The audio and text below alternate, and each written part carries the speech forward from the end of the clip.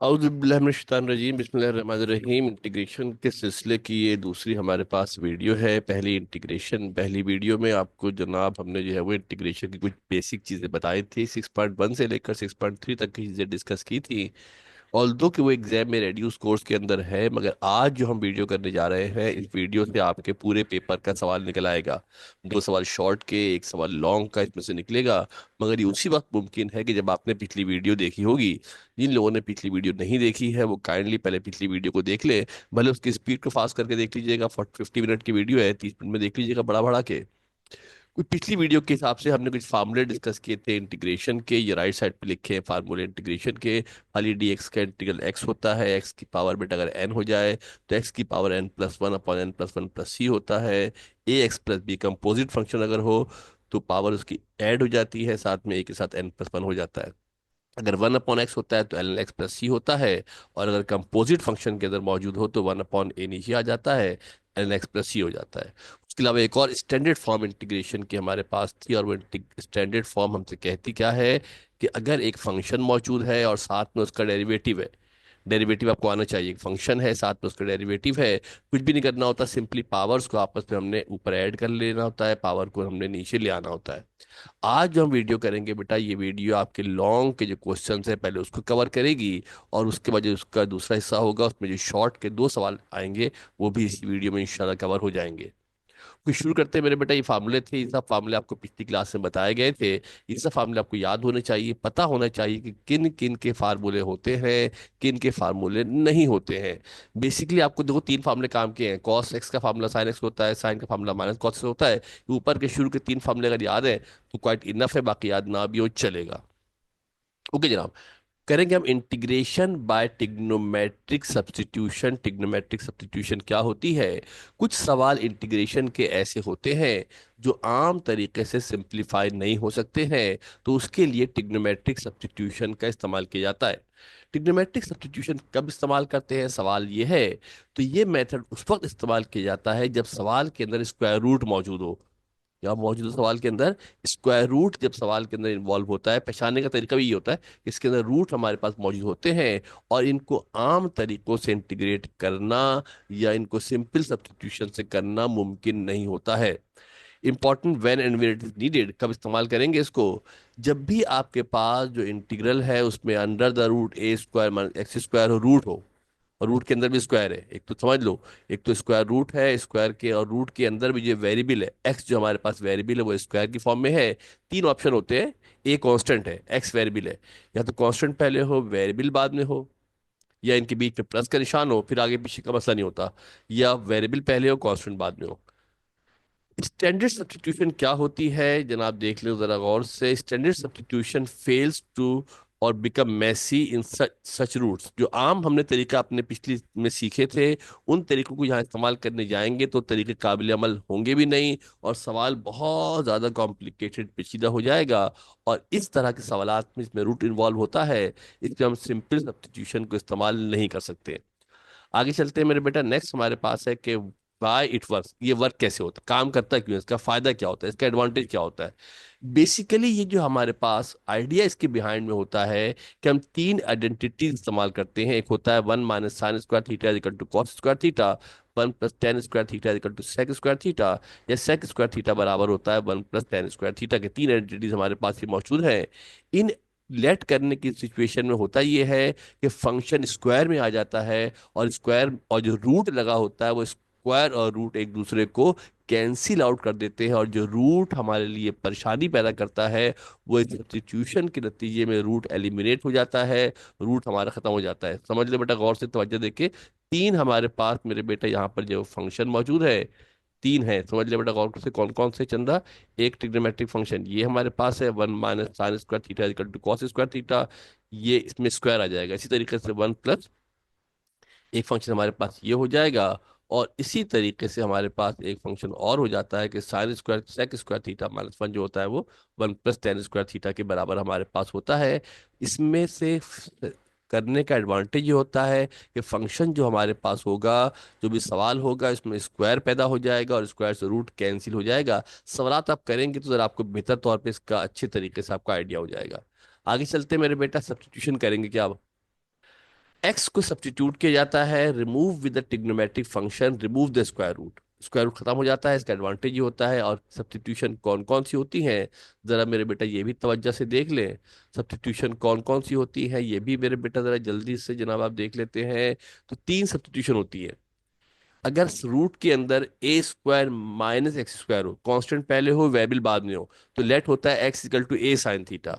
और जो आइडेंटिटी इस्तेमाल होगी सवालात के दौरान में, वो one minus sine square theta equal to cos square theta होगी। वन माइनस साइन स्क्वायर की जगह पे कॉस स्क्वायर आएगा, स्क्वायर से रूट कैंसिल हो जाएगा। अगर प्लस हमारे पास मौजूद है तो हम लेट करते हैं x equal to a tan theta. इसकी वजह यह है कि one plus tan theta sec square theta के बराबर होता है। और x square minus a square हो तो फार्मूला होता है, तो इसमें लेट करेंगे x equal to a sec theta, क्योंकि sec square theta minus one tan square theta होता है। और फिर देख लो बेटा, ये जो कॉम्प्लिकेटेड नंबर दो नंबर होंगे, ये सिंगल में कन्वर्ट हो जाएंगे जिन पे स्क्वायर होगा, और स्क्वायर से रूट कैंसिल हो जाएंगे। एडवांटेज क्या होता है, हैंडल्स अदरवाइज इम्पॉसिबल और वेरी कॉम्प्लेक्स इंटीग्रल। एक ऐसे इंटीग्रल जो आम तरीके से सॉल्व नहीं हो सकते हैं, बहुत कॉम्प्लेक्स होते हैं, इनको सॉल्व कर सकते हैं।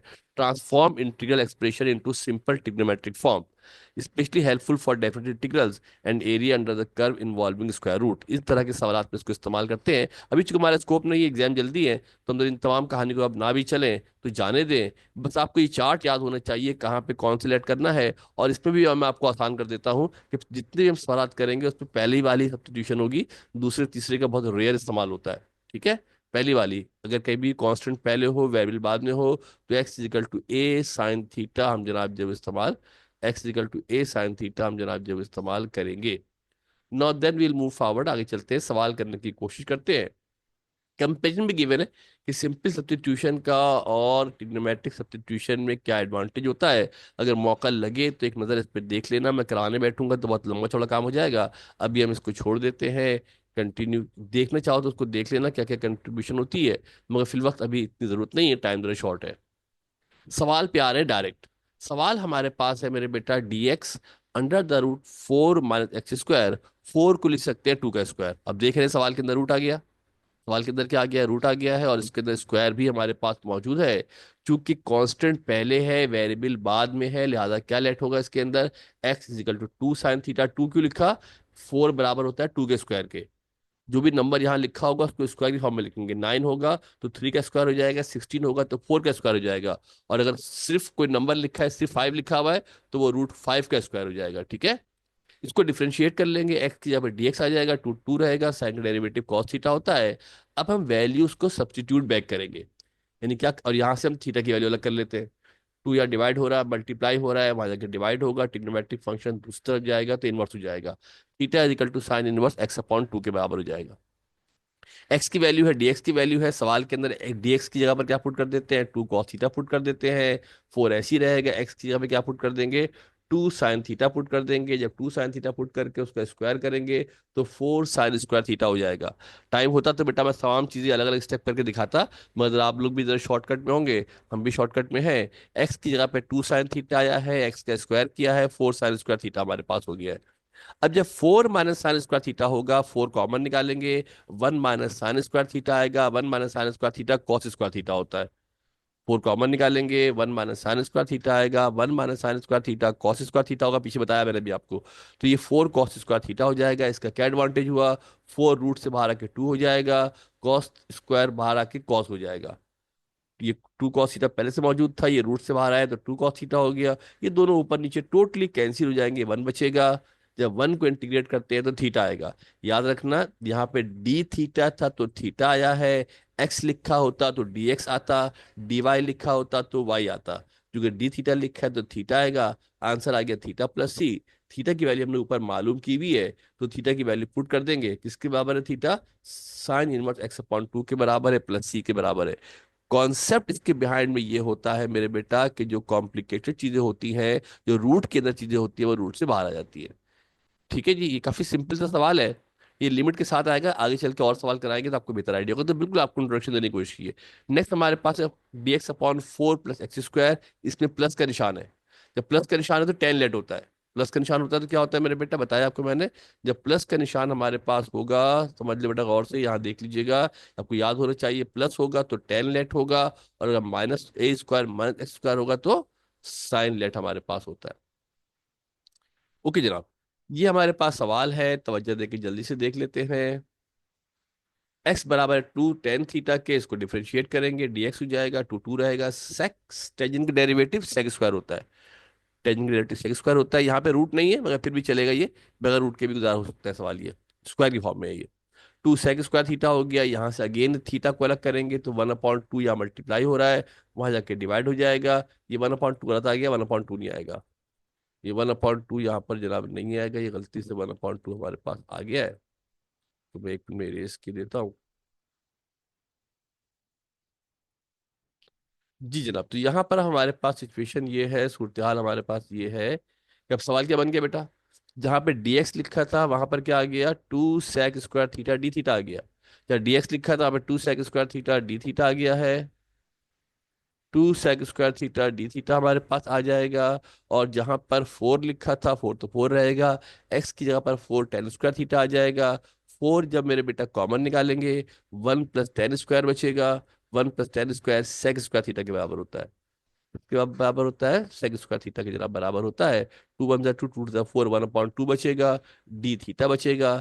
थीटा को इंटीग्रेट करेंगे तो क्या आ जाएगा, डी थीटा को इंटीग्रेट करेंगे सिर्फ थीटा आएगा, थीटा/2 प्लस सी आ जाएगा। और थीटा की वैल्यू ऊपर निकाली भी है, टेंजेंट इनवर्स x/2 के बराबर होती है। कॉन्सेप्ट बिहाइंड में आप देख ले कि स्क्वायर हमारे पास जो है वो एलिमिनेट हो रहा है, स्क्वायर खत्म हो रहा है। Next move to the next question, this is important one, इधर अहम सवाल है, थोड़ा लंबा भी है। Integral x³ minus x square d x, क्योंकि नंबर पहले है वेरिएबल बाद में है तो मेरे बेटा साइन लेट होगा। फोर का मतलब होता है टू का स्क्वायर, फोर के मतलब क्या होता है, फोर के मतलब होता है टू का स्क्वायर, हमारे पास फोर के मतलब होता है एक्स बराबर हो गया टू साइन थीटा के। डिफरेंशिएट करेंगे, एक्स का डीएक्स हो जाएगा। साइन थीटा का डेरिवेटिव कॉस थीटा होता है, two cos theta d theta हमारे पास हो जाएगा। वैल्यू सब्स्टिट्यूट करते हैं मेरे बेटा, जब वैल्यू सब्स्टिट्यूट करेंगे तो जो फोर माइनस एक्स स्क्वायर था, नीचे वाला डायरेक्ट आपको कुछ सोल्व करके दिखाया था बेटा, जो फोर माइनस एक्स स्क्वायर था वो four minus sine square theta हो जाएगा। Four minus sine square theta four cos square theta हो जाएगा, फोर कॉस स्क्वायर थीटा हो जाएगा। जब उसका रूट निकाला जाएगा, जब उसका रूट निकाला जाएगा तो फोर का रूट टू आएगा, और साइन का रूट क्या आ जाएगा हमारे पास, जो साइन हमारे पास है उसका रूट कॉस आ जाएगा। तरीके से हमने क्या किया यहाँ पर मेरे बेटा, हम वैल्यू मालूम कर लेंगे किसकी, इसी तरीके से हम क्या करेंगे मेरे बेटा, यहाँ पर हम जो है वो जो x³ था उसकी वैल्यू मालूम कर लेंगे। x किसके बराबर था, टू साइन थीटा के बराबर था, जो x³ हो जाएगा हमारे पास, कौन मेरे बेटा, जो x³ हमारे पास हो जाएगा वो x³ किसके बराबर हो जाएगा, x³ हमारे पास बराबर हो जाएगा 8 sin³ थीटा के, टू का क्यूब 8 और साइन का साइन क्यूब हो जाएगा। अब सवाल के अंदर वैल्यू पुट करते हैं, जहाँ x³ था वहां पर क्या आ गया, 8 sin³ थीटा आ गया। जहाँ dx था वहां पर two cos theta d theta आ गया। और जो रूट के अंदर four minus cos square theta था, ये सारा के सारा खत्म होकर इसकी जगह पर टू कॉस थीटा आ गया। देखो जगह बचाने के लिए, शॉर्ट करने के लिए हमने इसको अलग से सिंप्लीफाई कर लिया, वरना सवाल के अंदर लिख के बहुत सारा करना पड़ता। टू कॉस थीटा से टू कॉस थीटा हमारे पास क्या होगा मेरे बेटा, टू कॉस थीटा से टू कॉस थीटा हमारे पास कैंसिल आउट हो जाएगा, ये देखो कैंसिल हो गया, और सिंपली बच गया 8 sin³ थीटा। 8 sin³ थीटा बन गया, 8 बाहर आ जाएगा। अब देखो यहाँ क्या इशू आया, अब ये आ गया sin³ थीटा। जब ये sin³ थीटा आ गया तो हमने आपको पीछे सिखाया था मेरे बेटा कि जब क्यूब की वैल्यू आती है, साइन के ऊपर क्यूब आ जाता है तो सब्स्टिट्यूशन के जरिए सॉल्व करते हैं इसको। ये जो 6.2 के अंदर सवाल था ये, अगर 6.2 ना पढ़ाते तो सवाल कैसे होता फिर ये। अब ये जो हमारे पास सवाल आ गया है, sin³ थीटा है, ऑड पावर है। जब ऑड पावर होती है तो इसको ब्रेक करेंगे किसके अंदर, साइन स्क्वायर के अंदर, और साइन थीटा के अंदर ब्रेक करेंगे। एक साइन स्क्वायर होगा, वो किसके बराबर हो जाएगा, वन माइनस कॉस स्क्वायर के बराबर हो जाएगा। पिछली वीडियो में देखिएगा एग्जैक्टली इस तरह के सवाल आपको हमने करवाए हुए हैं, इसीलिए करवा दिए थे कि यहाँ सवाल के दरमियान में हम काम नहीं करेंगे। यू को लेट किया है कॉस थीटा, डी यू बराबर किसके हो जाएगा, one minus sine square, D होगा वन माइनस का साइन थीटा हो जाएगा, कॉस के डेरिवेटिव माइनस साइन होता है। ये हमने फिर देख लो क्या किया है, sin³ थीटा को ब्रेक किया है साइन स्क्वायर थीटा में, साइन थीटा में, साइन स्क्वायर थीटा में और साइन थीटा के अंदर हमने इसको ब्रेक किया है। और उसके बाद हमने क्या किया है कि जो साइन स्क्वायर वाला थीटा था उसको one minus cos square theta हमने कर दिया है। ये पीडीएफ की फाइल जब देखोगे, जब आप जाओगे ड्राइव के ऊपर, ड्राइव के अंदर ये सॉल्व पड़े हुए हैं, जब वहां जाके इसके पीडीएफ की फाइल देखोगे तो सारे स्टेप मैंने वहां पर तफसील से सॉल्व किए होंगे। माइनस का 8 हो गया, 1 - u² हो जाएगा, du हो जाएगा। जो sine cube theta d theta होगा वो आपका खत्म होकर डी यू के फॉर्म में आ जाएगा। अब इसको इंटीग्रल को अलग अलग कर लेंगे सिंपली बेटा। वन का इंटीग्रल खाली यू हो जाएगा, u² का u3/3 हो जाएगा, जो पावर लॉ पढ़ा है पीछे हमने। जो पावर लॉ पढ़ा है, खाली वन का यू हो जाएगा, u³ का u3/3 हो जाएगा, प्लस का सी हो जाएगा। इसके बाद हम क्या करेंगे, यू की वैल्यू पुट कर देंगे। यू किसके बराबर था, यू बराबर था किसके मेरे बेटा, यू किसके बराबर था, यहाँ देख लो। यू बराबर था कॉस थीटा के, और मेरे बेटा जहाँ यू था कॉस क्यूब थीटा आ गया। मगर सवाल का भी मतलब खत्म नहीं हुआ। ये आंसर तो थीटा में आया है, हमारा सवाल तो एक्स में था। ये सवाल थीटा में आया है, हमारा सवाल एक्स में था। अगर कहीं 2 sin थीटा होता तो वहां एक्स आ जाता। हम आंसर थीटा थोड़ी छोड़ेंगे। सवाल एक्स में है तो हम आंसर भी हम एक्स में देंगे ना भाई। तो लिहाजा अब इस साइन थीटा और कॉस थीटा को, इस कॉस थीटा को हमने क्यूब में कन्वर्ट करना है। इसको हमने एक्स में कन्वर्ट करना है। अब एक्स में कैसे कन्वर्ट करें भाई, थोड़ा मतलब पड़ गया। कैसे कन्वर्ट करेंगे, इस एक्स में कन्वर्ट करने के लिए हम क्या करेंगे मेरे बेटा, दोबारा सब्स्टिट्यूशन पे जाएंगे। एक्स बराबर था 2 sin थीटा के, लेट किया था बेटा हमने। तो यहाँ से कॉस थीटा बराबर होता है 1 - sin² थीटा के। यहाँ से अगर साइन निकालोगे वैल्यू तो x/2 हो जाएगी। साइन की वैल्यू x/2 हमारे पास हो जाएगी। तो 1 - x/2 का स्क्वायर हो गया है। जो कॉस थीटा था क्या हो जाएगा, 1 - sin² थीटा हो जाएगा। साइन थीटा यहाँ से देखोगे तो x/2 के बराबर है, x/2 का स्क्वायर हो जाएगा। इसके एलसीएम निकाल लेना मेरे बेटा, 2 का स्क्वायर 4 होगा, 4 - x² हो जाएगा। नीचे 4 आएगा, 4 का √2 आएगा। बहुत डायरेक्ट किया है, सेकेंडरी में आ गए हो, सेकेंडरी के बच्चों को इतनी कैलकुलेशन समझ में आनी चाहिए।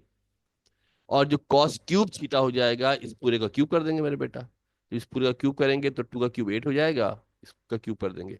तो ये, और जो पावर रूट के मतलब पावर 1/2 होती है, ऊपर 3 लगा था तो 3/2 हमारे पास हो जाएगी। तो सिंपली हम क्या करेंगे मेरे बेटा, जहाँ पर कॉस थीटा था वहां पर 4 - x² 2 आ जाएगा, प्लस का 8 हो जाएगा, 4 - x³ 3/2 पावर आएगी, 8 + 3 होगा। देखो यहाँ अच्छी तरीके से बात समझ लो बेटा, इंटीग्रेशन तो सिर्फ यहाँ पर हुई है। इंटीग्रेशन तो सिर्फ इस मरहले में हुई है, यहाँ जब मेरा माउस से कर्सर है। ये सारा जो है ना, ये सिंप्लीफिकेशन है। ये सारा आपका पीछे जो ट्रिग्नोमेट्री आपने पढ़ी है, ट्रिग्नोमेट्री को कैसे मैनिपुलेट करते हैं, ये वो चीजें आपको अगर आती हैं अच्छी, तो फिर इंटीग्रेशन के अंदर प्रॉब्लम नहीं है। इंटीग्रेशन को बुरा भला मत बोले। बुरा भला जो बोलना है वो आपको ट्रिग्नोमेट्री की जो सिंपल कैलकुलेशन है वो आपको आनी चाहिए। मजीद सिंप्लीफाई कर लिया, आगे पीछे कर लिया, 3 24 जो कैंसिल आउट हो रही चीजें, 8 से 8 कट जाएगा, या 2 से 2 कट जाएगा, सो ऑन। ये मतलब आंसर आ जाएगा। ठीक है जनाब, ये ट्रिग्नोमेट्रिक सब्स्टिट्यूशन का मेथड था। मगर एक अच्छी बात ये है कि ये सवाल इंपॉर्टेंट है, काफी इंपॉर्टेंट सवाल है ये। मगर आमतौर पे इसके सवाल ना लिमिट के साथ आते हैं। वो कैसे आते हैं हम करवाते हैं अभी आपको। नेक्स्ट हमारे पास जो है वो है integration by partial fraction. Integration by partial fraction हमारे पास जनाब नेक्स्ट सवाल है। पार्शियल फ्रैक्शन क्या होता है पहले ये समझ लें आप। पार्शियल, अगर थोड़ा सा आपको, अगर बेटा अगर वीडियो देखते देखते थक गए हैं, तो यहाँ पे वीडियो पॉज करके चाहे पानी वानी पी ले, और उसके बाद आके दोबारा वीडियो को यहाँ से कंटिन्यू कर ले। 5 7 मिनट ब्रेक कर लीजिएगा, इसलिए कि बिल्कुल नया टॉपिक शुरू किया है ये।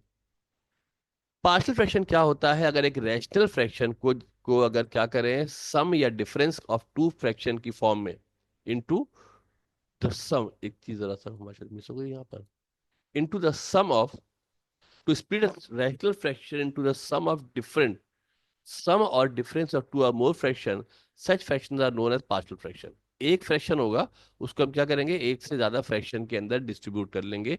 जैसे यहाँ पे देखते हैं 2 फ्रैक्शन लिखे हुए हैं, और हम क्या करते हैं, इसको अलग अलग कर लेते हैं। 2 फ्रैक्शन लिखे थे, नीचे x+-1 x+2 था, यहाँ पे क्या किया हमने, इसको 2 अलग अलग फ्रैक्शन में हमने इसको डिवाइड कर लिया है। इसका एडवांटेज इस तरीके से यहाँ लिखा है बेटा, इसको भी अलग अलग फ्रैक्शन में डिवाइड कर दिया है। इसका एडवांटेज ये होता है मेरे बेटा कि यहाँ पर तो ये किसी काबिल में, किसी सूरत में इंटीग्रेट होने के लायक नहीं है। मगर जब इसको अलग अलग करते हैं तो ये इंटीग्रेट होने के लायक हो जाता है। और जो एलन वाला फार्मूला आपको पढ़ाया था, उस फार्मूले को वैलिड कर सकते हैं, उस फार्मूले को यहाँ इस्तेमाल कर सकते हैं। फिर जस्ट जल्दी से आपको मैं रिमाइंड करा देता हूँ। ये वाला जो फार्मूला हमने आपको लिखवाया था, कौन सा बेटा, यहाँ लिखा था फार्मूला ये वाला। तो ये वाला फार्मूला हमने आपको यहाँ पर मेंशन किया था, जब फ्रैक्शन सिंपल फ्रैक्शन आता है तो हम एलन वाले फार्मूले को एक्सरसाइज कर सकते हैं। एलन वाले फार्मूले को हम जनाब जब इस्तेमाल कर सकते हैं। नाउ देन, तो आपको पार्शियल फ्रैक्शन आनी चाहिए बुनियादी तौर पर। ये आपने मैट्रिक क्लास के अंदर पढ़ी थी। पार्शियल फ्रैक्शन आनी चाहिए, ये आपने मैट्रिक क्लास के अंदर पढ़ी थी। जल्दी जल्दी गो थ्रू करके देख लेते हैं। याद अगर आ जाएगी तो अच्छी बात है। इसका सवाल लाजमी एग्जाम में लॉन्ग में आएगा, ख्याल रखिएगा। मैं 3 4 सवाल कराऊंगा इंशाल्लाह, उसी में से आ जाएगा। Ensure the denominator is factored into irreducible polynomials. यानी कि जो नीचे डिनोमिनेटर होगा वो फैक्टर की फॉर्म में होना चाहिए और उसके मजीद फैक्टर बनने की गुंजाइश नहीं होनी चाहिए। Set up the decomposition, write the original fraction sum of the difference of unknown fraction a और बी कांस्टेंट होते हैं, उनकी फॉर्म में उसको लिखा जाता है based on the denominator factor. Solve for the coefficient, हम लेट करते हैं a upon x one, a upon x plus one, b upon x plus two, c upon x plus three. A b c की value को हम find out करते हैं, मालूम करते हैं। फिर हम क्या करते हैं, कोफिशिएंट की वैल्यू, कांस्टेंट की वैल्यू मालूम करते हैं, दोबारा इसके अंदर वैल्यू पुट कर देते हैं। शायद मैट्रिक का थोड़ा बहुत याद आ रहा हो, अभी तो लिखे हुए से बोलना नहीं पड़ेगा। एक सवाल कराता हूँ, जल्दी से देखो बेटा।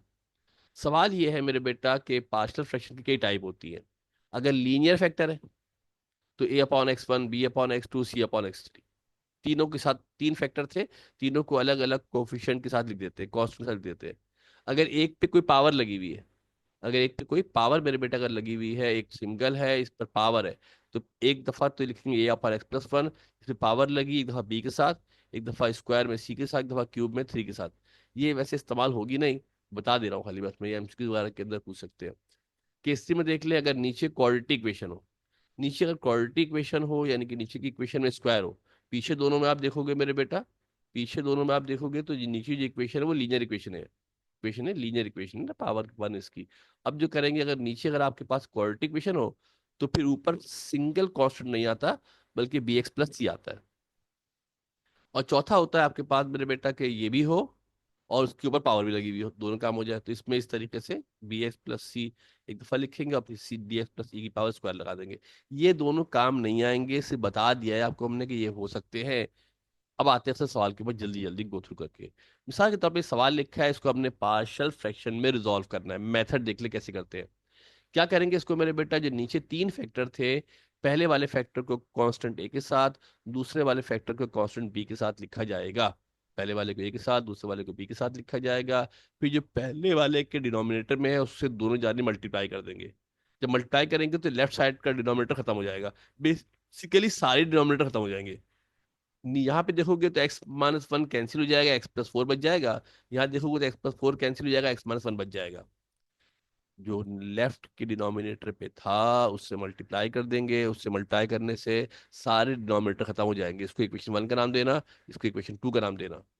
इसको इक्वेशन वन का नाम दे दीजिएगा, इसको मेरे बेटा यहाँ पे लिखा है, इसको इक्वेशन नंबर वन का नाम दे देते हैं।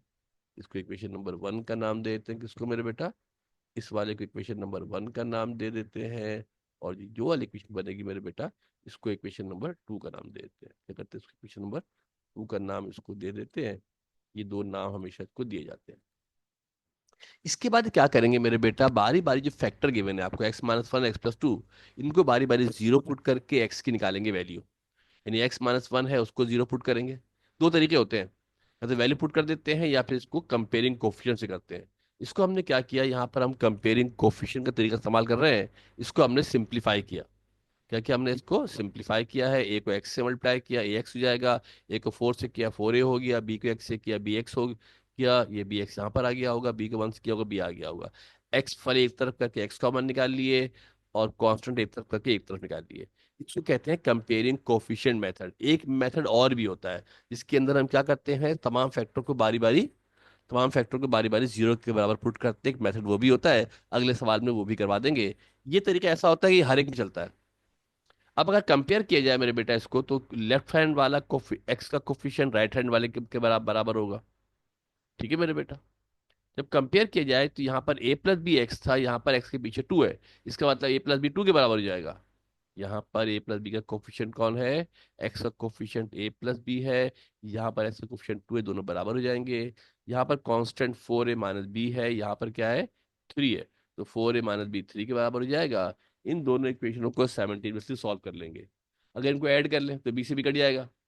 ऐड कर लें, बी से बी कट जाएगा। ए वन ए और फोर ए कितने हो जाएंगे, फाइव हो जाएंगे। फाइव इजिकल फाइव होगा, ए की वैल्यू बना गई। ए की वैल्यू क्या होगी, वन हो जाएगी। इस ए की वैल्यू को इस इक्वेशन में वन में पुट कर दें। इस ए की वैल्यू को इक्वेशन वन के अंदर पुट कर देंगे तो हमारे पास क्या निकल आएगी, बी की वैल्यू निकल आएगी। किसकी वैल्यू निकल आएगी बेटा, बी की वैल्यू हमारे पास निकल आएगी।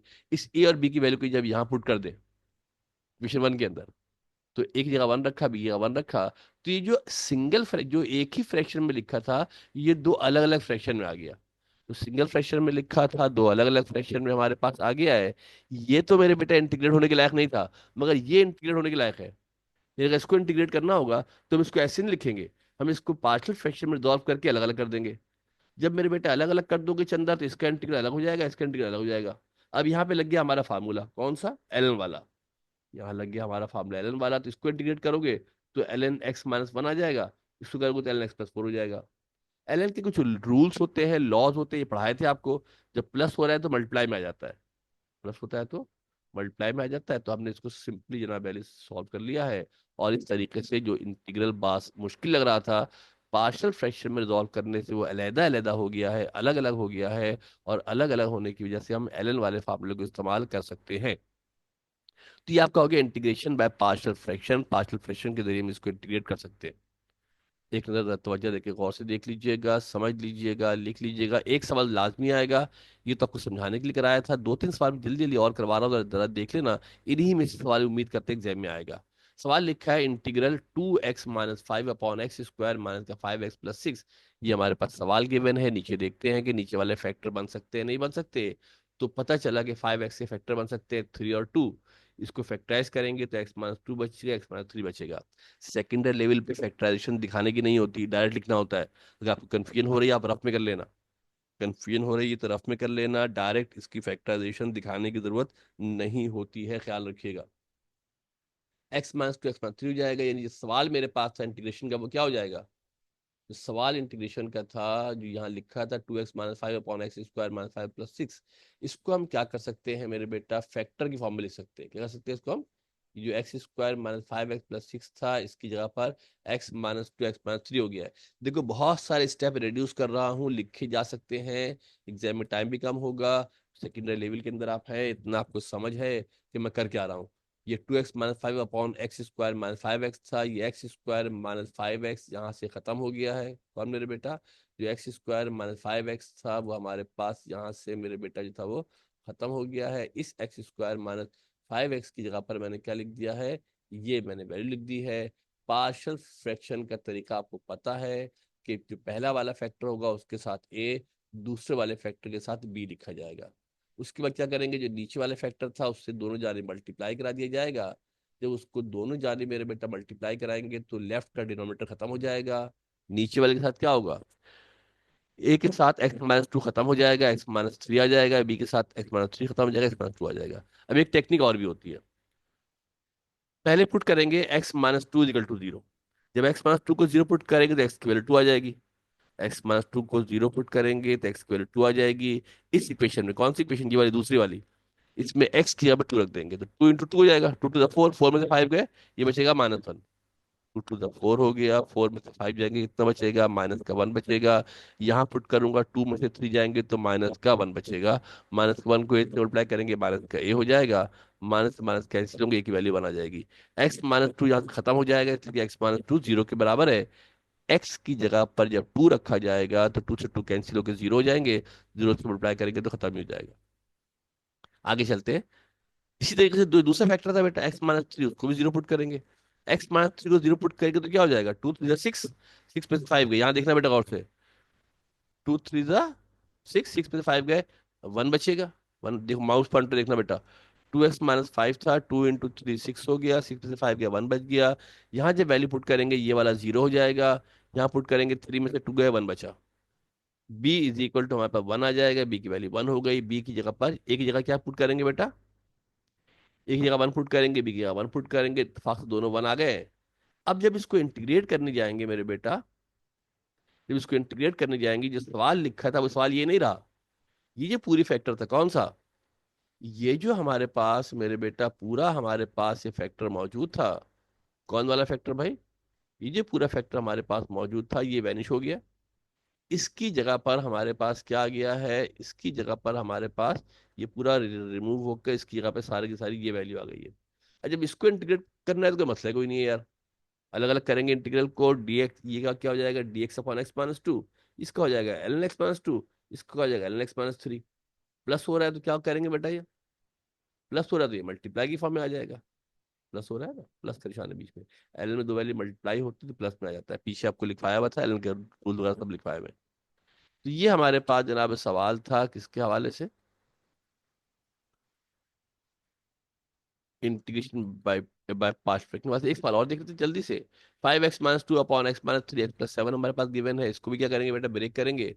5x-3 अपॉन x-3 को a upon x-3 b upon x+7 कर देंगे।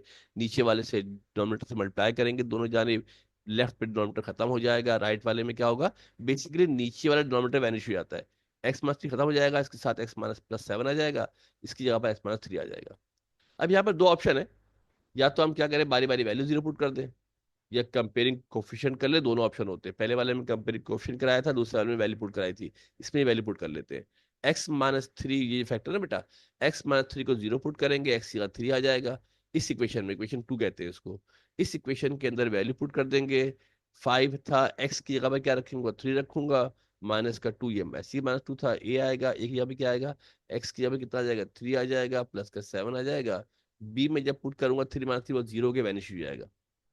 5 में से 2 गए, 13 बचेंगे, 7 और 3 10 हो जाएंगे, ए की वैल्यू कितनी होगी, 13/10।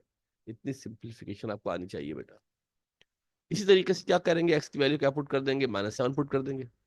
बारी बारी जितने फैक्टर होंगे उन तमाम फैक्टर को जीरो के बराबर रखा जाएगा। सब्स्टिट्यूट करते हैं, एक्स इक्वल टू -1, 5 × -7, माइनस का 3 इक्वल टू ए, माइनस का 7 प्लस का 7, ये तो जीरो हो जाएगा। बेसिकली जो फैक्टर जिसको जीरो पुट करते हैं वो पूरा वैनिश हो जाता है। यहाँ से सिंप्लीफाई करेंगे, आपके सामने सिंप्लीफिकेशन है, -7 -10 हो जाएगा, बी की वैल्यू 37/10 हो जाएगी। अब जो इंटीग्रल का सवाल था वो क्या बन गया, 13/10 - 3, 37/10 x+7, इसको अलग अलग कर लेते हैं बेटा। 13/10 कॉमन आ जाएगा, बाहर आ जाएगा, dx/x-3 क्या हो जाएगा, ln x-3 हो जाएगा। 37/10 कोफिशिएंट तो बाहर आ जाएगा, और जब dx/x+7 तो ln x+7 हमारे पास आ जाएगा। तो this will be the final answer. ये हमारे पास जनाब फाइनल आंसर हो जाएगा। ये बुक का सवाल है, इंपॉर्टेंट सवाल है, तवज्जो से ध्यान से कर लीजिएगा। पार्शियल फ्रैक्शन आनी चाहिए, इंटीग्रेशन तो एक लाइन में हुई है, इंटीग्रेशन सिर्फ यहाँ हुई है, सिंपल लगाया फार्मूला कौन सा, dx/x = ln x+c। सारी कहानी, सारी फनकारी इस बात की होती है कि सिंप्लीफाई करके, रूल लगा के, टेक्निक लगा के, कोई जुगाड़ करके उसको इस फॉर्म में ले आए कि वो आपके पास इंटीग्रल की फॉर्मेट में आ जाए। Now that this is quite important one. अब ट्रिग्नोमेट्रिक सवाल नजर आ रहा है आपको, बधाई लगता है ट्रिग्नोमेट्रिक है, मगर ट्रिग्नोमेट्रिक का सवाल ये है नहीं, ये भी पार्शियल फ्रैक्शन का है, लेकिन दो फैक्टर मल्टीप्लाई हो रहे हैं। इस फैक्टर में क्या करेंगे बेटा, हम लेट कर लेंगे, यू को लेट कर लेते हैं, साइन एक्स, यू का डेरिवेटिव, साइन का डेरिवेटिव क्या होता है, कॉस एक्स होता है। अब सवाल हमारा बदल गया, कॉस एक्स डीएक्स की जगह पे क्या आ गया, डी यू आ गया, ऊपर वाला पूरा देखो बेटा गौर से। जो कॉस एक्स डीएक्स हमारे पास था, जो हमारे पास cos x dx हमारे पास था, इस cos x dx की जगह पे देखो बेटा गौर से, यहाँ से लेके यहाँ तक ये पूरा जो cos x dx था, इस cos x dx की जगह पे क्या आ गया मेरे बेटा, du आ गया। इसकी जगह क्या बेटा हमारे पास, इसकी जगह पर हमारे पास जनाब du आ गया है, sin x की जगह पर u आ गया है, 2 + sin x की जगह पर 2 + u आ गया है। नाउ देन, अब ये पार्शियल फ्रैक्शन का सवाल बन गया। दो फैक्टर, फैक्टर u है, फैक्टर 2 + u है, इसको फैक्टर के अंदर ब्रेक करते हैं, फैक्टर के अंदर इसको स्प्लिट करते हैं, तो क्या हो जाएगा मेरे बेटा, 1/2 + u क्या हो जाएगा, a/u, b/2 + u। बारी बारी दोनों फैक्टर क्या करेंगे, फिर दूसरा स्टेप क्या होता है, डिनोमिनेटर से मल्टीप्लाई करना होता है, डिनोमिनेटर से मल्टीप्लाई करेंगे, यहाँ तो कुछ ही कैसे होकर 1 बचेगा, ए के साथ 2 + u आएगा, बी के साथ u आएगा। बारी बारी दोनों फैक्टर जीरो पुट कर देते हैं, पहले यू जीरो पुट कर देते हैं, जो भी फैक्टर होता है जीरो पुट करते हैं, पहले यू को जीरो पुट कर देते हैं, यू जीरो पुट करके यहाँ लेफ्ट पर यू है ही नहीं, लेफ्ट पर तो यू है ही नहीं, ए ऐसी रहेगा, 2 + u था, 2 + u की जगह पे क्या जाएगा, 2 + 0 हो जाएगा, तो 2 ही रहेगा। 2 + 0 पुट करेंगे तो हमारे पास 0 ही रहेगा, 2a हो जाएगा, a की वैल्यू 1/2 आ गई। इसी तरीके से दूसरा फैक्टर था कौन सा बेटा, 2 + u = 0 पुट करेंगे, u की वैल्यू कितनी आएगी, -2 आएगी। u की वैल्यू जब -2 पुट करेंगे तो क्या हो जाएगा चंदा, लेफ्ट पे तो 1 है खाली, टू u तो है ही नहीं, वाली पुट ही नहीं करनी है। इस वाले फैक्टर के अंदर ये वाला पूरा 2 + u 0 हो जाएगा, तो a तो हो जाएगा वैनिश, ए तो हो जाएगा वैनिश, बी की जब में यू की जगह पर -2 पुट कर देंगे, सिंप्लीफाई करेंगे, बी की वैल्यू -1/2 आ जाएगी। और जब हम अपने इंटीग्रेंड को, जिसको इंटीग्रेट करना है, ये वाला कौन सा, du/u + u, इसको लिख सकते हैं क्या, 1/2 + u, 1/2u, माइनस का 1/2 + 2, ये वाला 2 है ना, ये 2 यहाँ से हमारे पास आया था, जब हमने किसकी वैल्यू की, बी ए की वैल्यू की जगह पर 1/2, ये पूरा 1/2 एक जगह पर है। जो ए था मेरे बेटा, उस ए की जगह पर हमारे पास क्या है, 1/2 हमारे पास है, तवज्जो देके गौर से देख लो। ये जो था ना बेटा, ए हमारे पास लिखा था ना यहाँ पर, ये पूरा जो है ना ये ए की वैल्यू है, ये 1/2 जो पूरा है, ये 1/2 पूरा ए की वैल्यू है, और ये जो माइनस का 1/2 ए है, ये पूरी वैल्यू किसकी है, ये पूरी वैल्यू बी की वैल्यू हमारे पास है। नाउ देन, अब इसको इंटीग्रेट कर लेते हैं मेरे बेटा, टर्म में टर्म, ये इस तरह लिखा था, अभी ऐसे हो जाएगा ये। इसको अलग कर लेंगे, इसको अलग कर लेंगे, मैं लिखा नहीं मैंने, एक डी यू अपॉन यू हो जाएगा, क्या हो जाएगा, डी यू अपॉन 2 + यू हो जाएगा। जब डी यू अपॉन यू होगा तो क्या बन जाएगा, जब डी यू अपॉन यू होगा तो एल एन यू बन जाएगा, और डी यू अपॉन 2 + यू होगा तो एल एन 2 + यू हो जाएगा। ये माइनस में है, इसमें बेटा ये माइनस में, 1/2 कॉमन निकाल सकते हैं। जब एल एन के अंदर माइनस होता है तो अपॉन में आ जाता है, 1/2 के मतलब रूट होता है। ये जो पीछे नंबर लिखा होता है ना मेरे बेटा, जो पीछे पावर बन जाती है, लॉग के रूल हमने पीछे आपको सिखाए थे कि लॉग के 3 रूल होते हैं, जो कोफिशिएंट लगा होता है वो पावर बन जाती है। इसको वैल्यू पुट करोगे मेरे बेटा जब, 2 + और 2 + यू आ जाएगा। यू खुद इसके बराबर है, यू बराबर है साइन एक्स के, यू इसके बराबर है, यू मेरे बेटा बराबर है साइन एक्स के, जहाँ यू लिखा था वहां पर साइन एक्स लिख देंगे, तो ये आपके पास फाइनल आंसर आ जाएगा। कुछ स्टेप बहुत शॉर्ट किए हैं, ब्रीफ किए हैं, ये एज्यूम किया है कि भाई आप लोगों ने इतना पढ़ा है, थोड़ा बहुत आप लोगों को पीछे आता होगा। मैं फिर आपसे कह रहा हूँ कि इन जब सवाल को हम सॉल्व करते हैं तो स्टेप को थोड़ा सा मिनिमाइज कर देते हैं। करना चाहें तो इसमें तो 6-8 स्टेप बढ़ाए जा सकते हैं, मगर वह मुमकिन नहीं है, तो सवाल की लेंथ बहुत ज़्यादा हमारे पास हो जाएगी, एग्जाम में आप करने के लायक भी नहीं रहेंगे। ये हमने इंटीग्रेट किया, यानी कि ये वाला जो फैक्टर होगा ना बेटा, इसकी जगह पर ये आ जाएगा, इसको अलग इंटीग्रेट करेंगे, इसको अलग इंटीग्रेट करेंगे, इसको अलग इंटीग्रेट करेंगे, इसको अलग इंटीग्रेट करेंगे। नाउ देन, इसी तरीके से हमारे पास एक और सवाल मेरे बेटा मौजूद है, इसको भी देख लेते हैं। इस सवाल के अंदर हमें क्या गिवन है, इसको मिटा लेते हैं मेरे बेटा। इस सवाल के अंदर हम क्या देखते हैं, इस सवाल के अंदर हम देखते हैं क्या है, sec square x d x और 1 + 10 एक्स 2 + 10 एक्स। अब सेक स्क्वायर डेरिवेटिव किसका होता है, सेक्स का डेरिवेटिव होता है 10x का डेरिवेटिव होता है, इसको लेट कर लेते हैं यू को 10x, तो डी यू क्या हो जाएगा, sec square x d x के बराबर हो जाएगा, 1 + यू हो जाएगा, 2 + यू हो जाएगा। पार्शियल फ्रैक्शन अगर लगाएंगे बेटा, इसको डिकम्पोज करेंगे तो क्या हो जाएगा, 1/1 + you 2 + you, A/1 + you B/2 + you. नीचे वाले से मल्टीप्लाई करेंगे, ये फैक्टर आपको आ जाएगा, तो प्रैक्टिस आपकी हो गई है। और फिर बारी बारी दोनों फैक्टर को जीरो पुट करेंगे, 2 + यू को भी जीरो पुट कर देंगे, 2 + यू को जीरो पुट करेंगे, 1 + यू को जीरो पुट करेंगे तो यू की वैल्यू -1 आएगी, -1 पुट करके सिंप्लीफाई करेंगे, ए की वैल्यू 1 आ जाएगी। इसी तरीके से 2 + यू को जीरो पुट करेंगे, यू की वैल्यू -2 आएगी, पुट करेंगे, सिंप्लीफाई करेंगे, सॉल्व करेंगे, बी की वैल्यू -1 आ जाएगी। लिहाजा हमारे पास जो इंटीग्रेंट था वो क्या बन जाएगा, 1/1 + यू 2 + यू क्या हो जाएगा, 1/2 + यू, 1 - का 1/2 + यू। जो आपका सवाल अब तो इंटीग्रेशन का ये वाला सुनो बेटा गौर से, यहाँ पर जो हमारा सवाल मेरे बेटा मौजूद था, अब ये सवाल ये नहीं रहा, अब इस सवाल की जगह पे क्या बन गया, जो सवाल हमारे पास मौजूद है, अब उस सवाल की शक्ल क्या बन गई है, तवज्जो दे के मेरे बेटा गौर से देख ले। अब इस सवाल, जो सवाल यहाँ मैंने बनाया था, जो सवाल यहाँ लिखा था, अब सवाल ये नहीं रहा, अब इस सवाल ये बन गया, इसलिए कि जो अंदर जो वैल्यू लिखी थी, du/1 + यू 2 + यू, तो 1/1 + यू 2 + यू इसके बराबर है 1/1 + यू माइनस का 1/2 + यू। दो अलग अलग फैक्टर है। जब दो अलग अलग फैक्टर हमारे पास मेरे बेटा मौजूद है, जब इसको हम इंटीग्रेट करेंगे तो इसका हो जाएगा ln 1 + यू, इसका हो जाएगा माइनस का ln 2 + यू। सिंपल पता है ना फार्मूला, कि जब आपके पास ln के नीचे अपॉन में वैल्यू हो, dx/x हो तो ln x होता है। क्योंकि माइनस हो रहा है मेरे बेटा, बीच में माइनस है, तो लॉग कहते क्या कहता है, लॉग कहता है कि इसको हम अपॉन में लिख सकते हैं, लॉग कहता है अपॉन में लिख सकते हैं। ठीक है मेरे बेटा, और ln यू की जगह पर टेंजेंट एक्स पुट कर सकते हैं, क्या करते हैं, यू की जगह पर टेंजेंट एक्स जनाब पुट किया जा सकता है, यू की जगह पर टेंजेंट एक्स पुट कर सकते हैं मेरे बेटा, माइनस तो अपॉन में आ जाएगा। ये अच्छा इंपॉर्टेंट सवाल है, गौर से देख लीजिएगा। तो ये हमारे पार्शियल फ्रैक्शन के सवालात थे, इनमें से उम्मीद करते हैं कि लाजमी एग्जाम में एक सवाल आ जाएगा। एक सवाल पार्शियल फ्रैक्शन का और गिवन है, मेरे हिसाब से ये सवाल तो बहर आना चाहिए, मगर चूंकि मॉडल पेपर के अंदर है तो हम देख लेते हैं। ये पार्शियल फ्रैक्शन की दूसरी टाइप है, ये पार्शियल फ्रैक्शन की दूसरी टाइप है, इसमें पार्शियल फ्रैक्शन तब्दील होगा। बताया था पीछे जब टाइप बता रहे थे कि अगर x² + 1 हो, अगर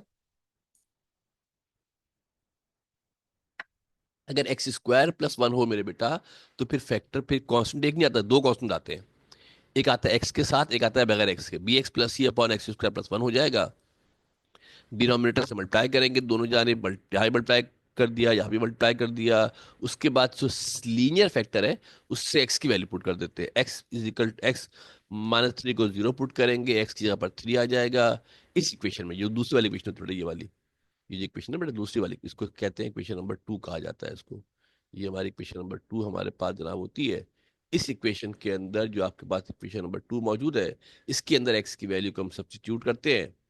जहां पर एक्स था वहां लिखा 3, 2 3 6 हो जाएगा, 2 3 6 हो जाएगा हमारे पास। वो मिटा दो। 2 3 6 हमारे पास इस इक्वेशन के अंदर वैल्यू पुट कर रहे हैं, सॉरी फॉर दैट। इस इक्वेशन के अंदर वैल्यू पुट कर रहे हैं, ये हमारे पास इक्वेशन है, इसके अंदर वैल्यू पुट की जा रही है। एक्स की जगह पर 3 आ गया है, एक्स स्क्वायर था, 3 का स्क्वायर हो गया, प्लस का 1 था। बी ऐसी रहेगा, एक्स ऐसी रहेगा। ठीक है मेरे बेटा, सी भी ऐसी रहेगा। और 3 - 3, जब 3 - 3 आएगा तो पूरा जीरो हो जाएगा, तो सारा का सारा वैनिश होगा, जीरो हो जाएगा। x - 3 जहां भी है वो सारी की सारी वैल्यू जीरो हो जाएगी। यहाँ से वैल्यू पुट करेंगे तो ए निकल आएगा। ए की वैल्यू कितनी आ गई? 7/10। सिंप्लीफाई करेंगे, ए की वैल्यू 7/10 आ जाएगी। अब मसला ये है मेरे बेटा कि जो दूसरा वाला फैक्टर है ना, इसको जीरो पुट नहीं कर सकते। अगर x² + 1 को जीरो पुट करेंगे, x = -1 आएगा, इसका रूट निकालेंगे तो आयोटा में कॉम्प्लेक्स नंबर में आंसर आ जाएगा, मुमकिन नहीं है। अगर स्क्वायर हो, अगर स्क्वायर हो, अगर स्क्वायर हो, अगर स्क्वायर हो, तो एक्स की वैल्यू सब्स्टिट्यूट नहीं कर सकते। फिर यहां पर हम वो टेक्निक इस्तेमाल करेंगे जो हमने पहले सवाल में की थी। इस इक्वेशन को सिंप्लीफाई करेंगे, इस इक्वेशन को सिंप्लीफाई करेंगे, किसको? इक्वेशन 2 को। इसको ए से मल्टीप्लाई किया, इन दोनों ब्रैकेट को आपस में मल्टीप्लाई किया, सिंप्लीफाई करके सेपरेट किया, एक्स स्क्वायर वाले अलग कर लिए, एक्स वाले अलग कर लिए, नंबर वाले अलग कर लिए। और उसके बाद यहाँ देखो बेटा, एक्स स्क्वायर अलग कर लिए, एक्स वाले अलग कर लिए, नंबर वाले अलग कर लिए। कंपेयरिंग कोफिशिएंट, कोफिशिएंट को कंपेयर करेंगे। यहाँ पर एक्स स्क्वायर का कोफिशिएंट a + b। लेफ्ट पे एक्स स्क्वायर है ही नहीं, लेफ्ट पे हमारा एक्स स्क्वायर, लेफ्ट पे हमारा एक्स स्क्वायर है ही नहीं। इसका मतलब है कि a + b की वैल्यू क्या हो जाएगी? इसका मतलब है मेरे बेटा कि a + b की वैल्यू जीरो हो जाएगी। a + b की वैल्यू जीरो हो जाएगी। ए की वैल्यू कितनी थी? ए की वैल्यू थी 7/10। ए की वैल्यू 7/10 थी, तो ए वहां जाएगा तो माइनस का ए हो जाएगा। एक जगह पर क्या पुट कर दूंगा? 7/10 पुट कर दूंगा, तो ये सिंप्लीफाई करके आंसर निकाल लेंगे। अब बोलेंगे सर ने तो दौड़ा दिया बिल्कुल, मैंने जल्दबाजी के चक्कर में बहुत ही आगे कर दिया है। ये बेसिकली देखो मैंने बुक से कॉपी किया है, ये बुक की एग्जाम्पल है, बुक से कॉपी किया है। और यहाँ पर आप देखोगे मेरे बेटा, तो ऐसे स्टेप चलते हैं, ऐसे स्टेप आप कर सकते हो, क्योंकि एग्जाम में सवाल सारे स्टेप करने बैठोगे तो 2.5 3 3 सवाल हो जाएंगे यार। मैं प्रैक्टिस चाहिए बेटा, इसके लिए प्रैक्टिस होगी तभी कर सकते हो। ज्यादा जज्बाती ना हो जाना कि कुछ और नहीं है, आंसर निकाल दो। इसके बाद दूसरी तरीके से बेटा, जब बेटा दूसरे कोफिशिएंट कंपेयर करूंगा, तो माइनस का b + c किसके बराबर होगा? यहाँ 2x का कोफिशिएंट 2 है, यहाँ x का कोफिशिएंट -b + c है। यहाँ पर मेरे बेटा c की वैल्यू क्या हो जाएगी? 2 + 3b हो जाएगी। b की वैल्यू में पता थी, सिंप्लीफाई करेंगे, सॉल्व करेंगे, कैलकुलेटर से कर लेना। b की वैल्यू, c की वैल्यू 1/10 आ जाएगी। लिहाजा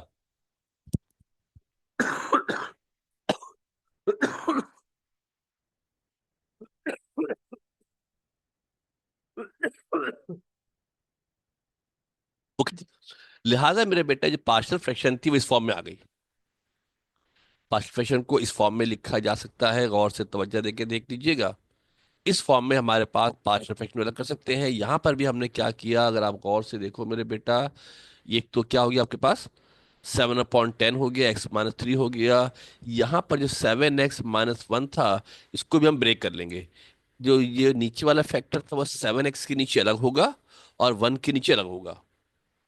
अब गौर से देखो, जो फैक्टर थे ये पार्शियल फ्रैक्शन बन गए इसके, 1 2 3, 1 2 3 फ्रैक्शन हमारे पास इसके बन गए हैं। अगर आप गौर से तवज्जो दे के देखो, एक फ्रैक्शन, सॉरी, एक फ्रैक्शन मेरे बेटा ये बन गया, एक फ्रैक्शन ये बन गया, एक फ्रैक्शन ये बन गया। अब इसको हम अलग अलग इंटीग्रेट करेंगे। क्या करेंगे? अब इसको अलग अलग इंटीग्रेट करेंगे। नेक्स्ट पेज पे आते हैं। इसको अलग अलग बेटा हम जब इंटीग्रेट करने की कोशिश करते हैं, इसको अलग अलग हम इंटीग्रेट करेंगे। इसके बराबर था ये इसका अलग इंटीग्रल, इसका अलग इंटीग्रल, इसका अलग इंटीग्रल। अब इंटीग्रेशन सारी पुरानी वाली है, इंटीग्रेशन कोई नई थोड़ी इसके अंदर है। 7/x - 3 था, इसका ln x - 3 हो जाएगा। यहाँ पे अगर देखते हो मेरे बेटा, तो ये एक्स स्क्वायर है, ऊपर इसका डेरिवेटिव मौजूद है। आपको सिखाया था, समझाया था, बताया था, कोई फंक्शन है, ऊपर डेरिवेटिव हो। डेरिवेटिव बेसिकली x² का 2x होगा। क्या काम है? 2 काम है। तो 2 से मल्टीप्लाई, 2 से डिवाइड कर लेते हैं। क्या करते हैं? 2 से मल्टीप्लाई, 2 से डिवाइड कर लेते हैं, तो ये आपके पास इसका डेरिवेटिव ऊपर आ गया। ये 1/x² + 1 है। ये वाला हिस्सा किससे हो जाएगा? ln x - 3 हो जाएगा। ये इसका डेरिवेटिव मौजूद है, तो ये भी क्या हो जाएगा? ln x² + 1 हो जाएगा। और ये फार्मूला होता है। देखो एक ही इंटीग्रेशन में कई इंटीग्रेशन लग गई। ये ln हो गया, यहाँ पर स्टैंडर्ड फॉर्म इस्तेमाल की है कि अगर फंक्शन का डेरिवेटिव है तो फार्मूला इस्तेमाल कर सकते हैं। और यहाँ पर जो ट्रिग्नोमेट्री जो फार्मूले थे इंटीग्रेशन के, उन फार्मूलों को, जो 26 फार्मूले आपको लिखवाए थे, उनमें से फार्मूला हमने देखा है, इस फार्मूले को इस्तेमाल किया है। और अगर हम चाहें तो 1/10 को चाहे तो ऊपर से नीचे से 2 का एलसीएम निकाल लें, तो 2 10 20 हो जाएगा, 7 to the 14 हो जाएगा, ये 7 रहेगा, यहाँ पे 2 आ जाएगा। ये हमारे पास इसका आंसर आ जाएगा, जैसे कि शायद बुक में ये वाला आंसर लिखा हुआ हो। तो ये आपका हो गया इंटीग्रेशन बाय पार्ट्स। ये हमारा हो गया है इंटीग्रेशन बाय पार्ट्स, हमारा हो गया है। थोड़ा रिलैक्स कर लें, ये दूसरा हिस्सा मुकम्मल हो गया है। 3 सवाल आते हैं एग्जाम में लॉन्ग के अंदर, इसमें से आपने 2 करने हैं। एक पार्शियल फ्रैक्शन का आता है, एक ट्रिग्नोमेट्रिक सब्स्टिट्यूशन का आता है, और तीसरा आपका जो है वो बाय पार्ट्स का आता है। तीसरे हिस्से में बाय पार्ट्स कराने जा रहे हैं। थक गए हैं तो वीडियो को यहाँ रोक दें, चाय वाय पी ले, पानी वानी पी ले, वॉशरूम वॉशरूम धो के आ जाएं, और फिर आगे से शुरू करते हैं integration by partial by parts. अब इंटीग्रेशन बाय पार्ट्स क्या होती है? इंटीग्रेशन बाय पार्ट्स क्यों होती है, कब होती है? The product rule of differentiation is given by the formula. जो डिफरेंशिएशन का फार्मूला होता है, आपको याद होगा, इंटीग्रेशन का फार्मूला बेसिकली हमारे पास ही है। ये डिफरेंशिएशन नहीं है, इंटीग्रेशन है। ये डिफरेंशिएशन नहीं है मेरे बेटा, ये इंटीग्रेशन है। थोड़ा सा आगे पीछे हमसे हो गया है। यहाँ पे इसको मिटा देते हैं ताकि बाद में कभी आप वीडियो देखें तो आपको याद रहे। The basic rule of integration, ये इंटीग्रेशन, डिफरेंशिएशन नहीं है, ये इंटीग्रेशन है। क्या बेटा हमारे पास ये हमारे पास इंटीग्रेशन है, डिफरेंशिएशन नहीं है। एक मिनट लिख देते हैं। ये हमारे पास है INTGRATION, ये बेसिक रूल ऑफ इंटीग्रेशन के हमारे पास ये फार्मूले हैं। तो जरा देखिए, देख लीजिएगा, ये फार्मूला हमारे पास होता है। और ये फार्मूला कहता है कि अगर 2 फंक्शन मल्टीप्लाई हो रहे हैं, एक यू है एक वी है, dx है, तो पहले function u as it is आएगा, u function as it is आएगा, v वाले का इंटीग्रल आएगा, वी वाले को इंटीग्रेट करेंगे, वी वाले को इंटीग्रेट करेंगे। उसके बाद क्या करेंगे, एक बड़ा इंटीग्रल होगा, यू वाले को डिफरेंशिएट करेंगे, यू वाले को डिफरेंशिएट करेंगे, और वी वाले को इंटीग्रेट किया जाएगा। अगर आप तवज्जो दे के मेरे बेटा गौर से देखो, इस फार्मूले के अंदर 4 हिस्से हैं। पहले हिस्से के अंदर यू एज इट इज आएगा, पहले हिस्से के अंदर जो यू आपका है वो एज इट इज आएगा। दूसरे हिस्से के अंदर u हमारा डिफरेंशिएट होगा। एक दफा u ऐसे ही है, एक दफा u हमारा क्या हो रहा है, डिफरेंशिएट हो रहा है। ठीक है मेरे बेटा। उसके बाद देखते हैं जो v वाला है वो एक दफा पहले इंटीग्रेट होगा, एक दफा दोबारा इंटीग्रेट होगा। उसके बाद इन दोनों को सॉल्व करने पर, किसको, इन दोनों को दोबारा सिंप्लीफाई करने पर, सॉल्व करने पर जो आंसर आएगा ना, इस आंसर को दोबारा इंटीग्रेट किया जाएगा। थोड़ा सा कॉम्प्लिकेटेड है, सवाल करूंगा तो आपका आसान हो जाएगा। यू हमारे पास मेरे बेटा फर्स्ट फंक्शन कहलाता है, वी हमारे पास जो है वो सेकंड फंक्शन कहलाता है। यू हमारे पास क्या होता है, फर्स्ट फंक्शन कहलाता है, वी हमारे पास सेकंड फंक्शन कहलाता है। अब सवाल ही उसको इस्तेमाल करते कब कब है, पहला सवाल ही कब इस्तेमाल करेंगे भाई? ये फंक्शन बेसिकली उस वक्त इस्तेमाल होता है जब सवाल के अंदर 2 फंक्शन के प्रोडक्ट हो। क्या हो, हमारे पास 2 फंक्शन के प्रोडक्ट हो, एक पॉलिनॉमियल फंक्शन हो, एक लॉग का फंक्शन हो, एलन भी हो, और आपके पास एक्स स्क्वायर भी हो, एलन भी हो, या एलन के लॉग के साथ ट्रिग्नोमेट्रिक फंक्शन हो, या ऐसे फंक्शन हो जिनका इंटीग्रल होता ही नहीं है। अगर आप गौर से अपने इंटीग्रेशन के तमाम 26 फार्मूलों को देखोगे, तो उसमें एलन एक्स का कोई फार्मूला नहीं है, उसमें इनवर्स फंक्शन का कोई फार्मूला नहीं है, sign inverse x, cos inverse x, tangent inverse x, इनके मेरे बेटा उसके अंदर कोई फार्मूले उनके अंदर मौजूद जनाब नहीं है। उसके अंदर कोई फार्मूले के अंदर हमारे पास जो वो मौजूद नहीं है। ये फार्मूला उस वक्त इस्तेमाल करते हैं जब सिंपल सब्स्टिट्यूशन भी हमारे लिए मुमकिन नहीं होती है। जिस फंक्शन में tangent inverse, sine inverse, cos inverse हो, ये एलन हो, तो वो आपका बाय पार्ट्स होगा, सिंपल सी बात है। या 2 फंक्शन एक साथ हो, e की पावर x भी हो, साइन एक्स भी हो। जल्दी जल्दी सवाल करने की कोशिश करते हैं, तो जल्दी के देखिएगा तो जरा सा आपको बात समझने में आसानी हो जाएगी। सवाल करने जा रहे हैं पहला, criteria for selecting the first function. अब सवाल पता है मतलब क्या आता है, फर्स्ट किसको ले, यू किसको ले, वी किसको ले। अक्सर लोगों को कंफ्यूजन रहती है कि यू फंक्शन कौन होगा, वी फंक्शन कौन होगा। तो यू और वी फंक्शन लेने के लिए, to choose u and v function, we use एक रूल इस्तेमाल करते हैं हम, जिसका नाम होता है आइलेट रूल। क्या होता है, आइलेट रूल इस्तेमाल करते हैं। अब बोलो आइलेट क्या होता है भाई, ये नया लफ्ज आगे बीच में, कोई आसान से लफ्ज है। I stand for inverse function.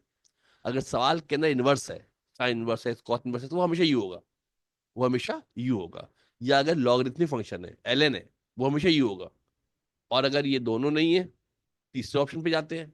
Inverse है तो भाई वो हो गया, खत्म करे बात। इनवर्स नहीं है तो एलन को देखा, एलन नहीं है तो हम क्या करेंगे, एल्जेब्रिक फंक्शन जो होगा उसको फर्स्ट फंक्शन लिया जाता है। एल्जेब्रिक भी नहीं है तो फिर ट्रिग्नोमेट्रिक फंक्शन को फर्स्ट लेते हैं। वरना आखिर में क्या करते हैं बेटा, एक्सपोनेंशियल फंक्शन को लिया जाता है। ये रूल कहलाता है कि अगर आपके बाय पार्ट्स करने जा रहे हैं, पहले कौन सा फंक्शन होगा बाद में कौन सा फंक्शन होगा, ये हमारे पास आइलेट रूल कहलाता है। सवाल करने की कोशिश करते हैं। सवाल गिवन है एक्स एल एन एक्स। अब पता है आपको, जो आइलर टूल कहता है कि पहले इनवर्स फिर एलन, तो एलन है इसके अंदर। इसका मतलब यू वाला एल एक्स होगा, बी वाला एक्स होगा। याद रहे मेरे बेटा कि यू वाले को डिफरेंशिएट करना होता है, यू का डेरिवेटिव, एलन का डेरिवेटिव 1/x होता है। इसको इंटीग्रेट करेंगे, एक्स का इंटीग्रल x² 2 होता है। ये आपको समझाने के लिए मैंने अलग से बता दिया है, सवाल के दरमियान में करना होता है बेसिकली इसको, है ना। अब देखो फार्मूला क्या होता है। फार्मूले के अंदर पहले हमारे पास क्या आता है, पहले यू आता है। फार्मूले के अंदर पहले यू आता है, तो यू हमारे पास कौन है, यू हमारे पास है एल एन एक्स। फिर फार्मूले में इंटीग्रेशन का निशान आता है, सेकंड फंक्शन को इंटीग्रेट करना होता है। सेकंड फंक्शन कौन है, एक्स है, डी एक्स होगा। माइनस बड़ा इंटीग्रल आता है, और उस बड़े इंटीग्रल के अंदर दो काम करने होते हैं। बड़े इंटीग्रल के अंदर दो काम हमने करने होते हैं, एक हमने डिफरेंशिएट करना होता है पहले फंक्शन को, इंटीग्रेट करना होता है सेकंड फंक्शन को। अगर आप यहाँ पे गौर से देखो तो मैं लिख भी देता हूँ आपको, ये वाला जो पहला फंक्शन था ये तो आपके पास होगा यू। जो पहले था क्या था मेरे बेटा, यू हो जाएगा। दूसरे हिस्से में क्या करते हैं मेरे बेटा, गौर से देख लो, दूसरे हिस्से में क्या करते हैं, जो फंक्शन v हमारे पास होता है उसको हमने इंटीग्रेट करना होता है। ये आपका इंटीग्रल हो गया v का। v यहाँ पे कौन है मेरे बेटा, v यहाँ पे हमारे पास x है, ऊपर लिखा हुआ है v x है। फिर क्या करना होता है, फिर हमने पहले वाले फंक्शन को, u वाले फंक्शन को हमने क्या करना होता है, डिफरेंशिएट करना होता है। यू वाले फंक्शन को डिफरेंशिएट करना होता है, यू कौन है, एल एन एक्स है। और फिर हमने क्या करना होता है, जो बी वाला फंक्शन होता है, उस बी वाले फंक्शन को हमने दोबारा इंटीग्रेट करना होता है, तो ये बी है। अगर उस फार्मूले से कंपेयर करोगे तो मैंने लिख दिया यहाँ पर यू कौन है, बी कौन हमारे पास है। अब यू तो ऐसे ही रहेगा, इसको इंटीग्रेट करेंगे तो एक्स स्क्वायर, ऊपर बता दिया आपको मैंने, एक्स की पावर 1+1/1+1 x² 2 आ जाएगा। यू को एल एन को डिफरेंशिएट करोगे तो 1/x आएगा, एल एन को डिफरेंशिएट करोगे तो 1/x आएगा। और जब x को इंटीग्रेट करेंगे तो क्या हो जाएगा, x² 2 हमारे पास हो जाएगा, साथ में dx रहेगा। अब ये वाला हिस्सा सिंप्लीफाई होगा, कौन सा, अब जो ये वाला हिस्सा हमारे पास मौजूद है मेरे बेटा, इस हिस्से को हम क्या करेंगे, इस हिस्से को हमने सिंप्लीफाई करना है। इस हिस्से को जब सिंप्लीफाई करोगे तो क्या बचेगा, इस हिस्से को सिंप्लीफाई करेंगे तो क्या होगा, इस हिस्से को जब हम सिंप्लीफाई करेंगे तो हमारे पास क्या बच जाएगा, 1/2 बाहर आ गया है, ऊपर x² है, नीचे x है। एक्स एक्स कैंसिल होकर सिंपली x बच जाएगा।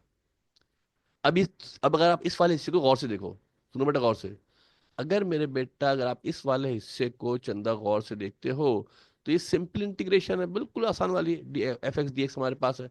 इसको आसान तरीके से इंटीग्रेट कर सकते हैं हम। जब इसको मेरे बेटा अब इंटीग्रेट करेंगे, ये ऐसे ही रहेगा।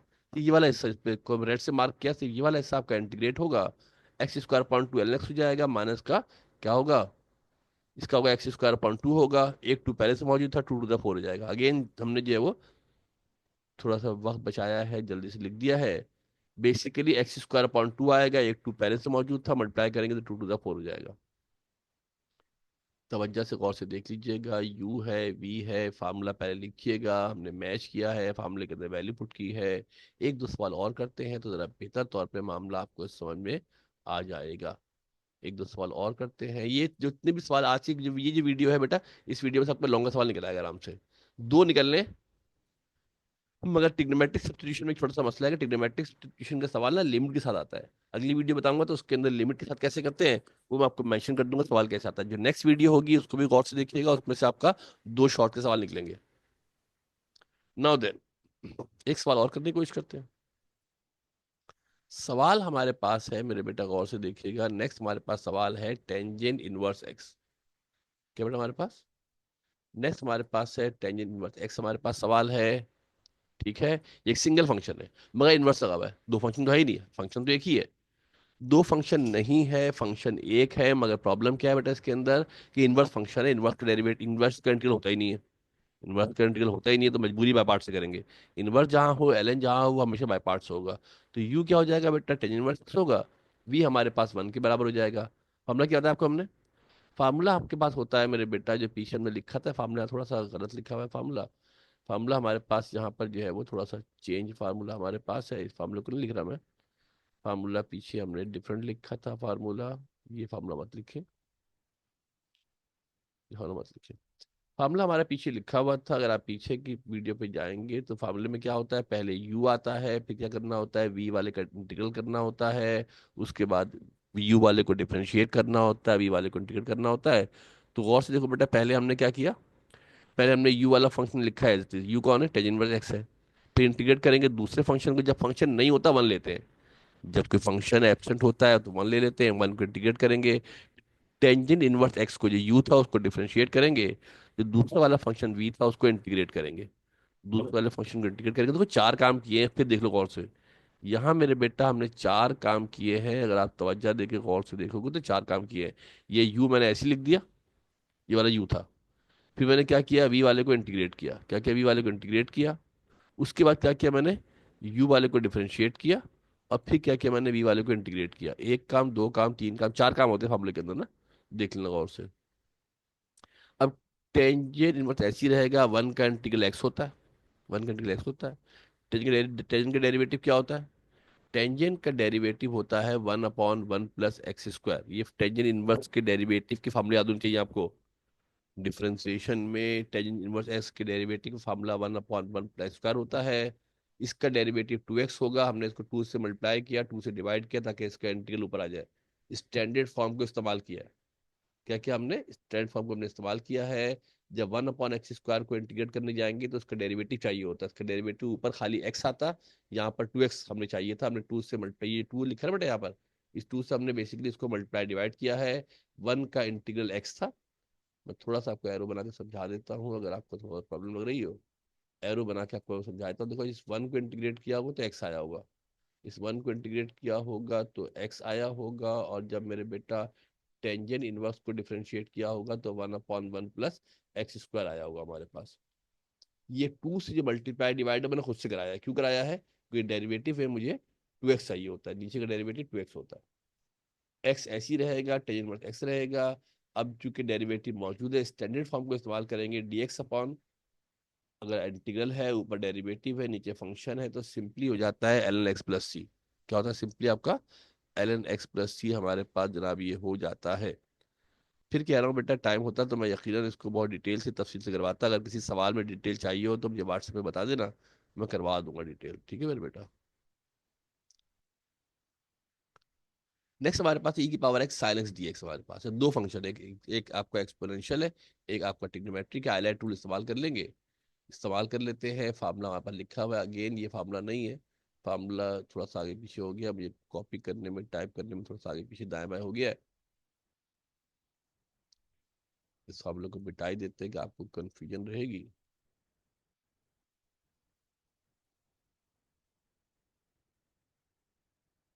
इस फार्मूले को मिटा ही देते हैं, ठीक है? ये फार्मूला लिखे, ओके जी। फार्मूला हमने पीछे लिखा हुआ था, पहले वाले को किसको लेंगे बेटा, यू एक्स, साइन ट्रिग्नोमेट्रिक को यू ले लेते हैं, एक्सपोनेंशियल को वी ले लेते हैं, इसका डेरिवेटिव चाहिए होगा, इसका डेरिवेटिव cos x होगा, इसका इंटीग्रल कौन होगा, e⁻x का इंटीग्रल e⁻x ही होता है। ये अब है सही राइट फार्मूला ना। ये हमारा फार्मूला है कि integral u into v d x होता है, तो पहले u आता है, v का डेरिवेटिव आता है, उसके बाद क्या होता है, बड़ा इंटीग्रल आता है, u का डेरिवेटिव आता है, v का इंटीग्रल आता है, dx आता है। This is the right formula. तो हमने क्या किया मेरे बेटा, पहले हमने u लिखा, u किसके बराबर था, पहले u लिखा, u कौन है, u हमारे पास कौन है मेरे बेटा, u हमारे पास साइन x हमारे पास आ गया है, u हमारे पास साइन x आ गया, e⁻x आ गया है। v को इंटीग्रेट किया है, साइन x को हमने इंटीग्रेट किया है, ये हमारा v की ऐसी रहेगा, सो ऑन सो ऑन। ये आगे पीछे हो गया मेरे ख्याल में ना।